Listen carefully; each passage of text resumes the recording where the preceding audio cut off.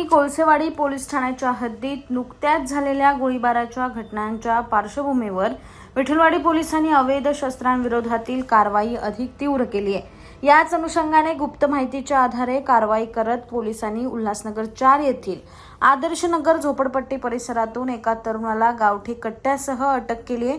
पोलिसांना गुप्त माहिती मिळाली होती की एक संशयित तरुण शस्त्र घेऊन येणार आहे। त्यानुसार पोलीस उपनिरीक्षक गणेश भावड यांच्या नेतृत्वाखाली पथकाने सापळा रचून आरोपी आदित्य गौतम जोगदंड याला ताब्यात घेतले। त्याची झडती घेतली असता कमरेच्या मागील बाजूस लपवून ठेवलेला गावठी कट्टा पोलिसांना आढळून आलाय। पोलिसांनी आरोपीकडून अंदाजे 40,000 रुपये किमतीचा लोखंडी 6 बोर सिलेंडर युक्त गावठी कट्टा जप्त केलाय। या प्रकरणी विठलवाडी पोलिसांनी संबंधित कलमानुसार गुन्हा दाखल केला आहे। दरम्यान विठलवाडी पोलिसांनी मागील एका आठवड्यात अवैध शस्त्र बाळगणाऱ्या 2 तरुणांना अटक करून त्यांच्याकडून शस्त्रे जप्त केली आहेत। त्यामुळे परिसरातील गुन्हेगारी कारवायांवर नियंत्रण मिळवण्यासाठी पोलिसांची सक्रियता दिसून येत आहे।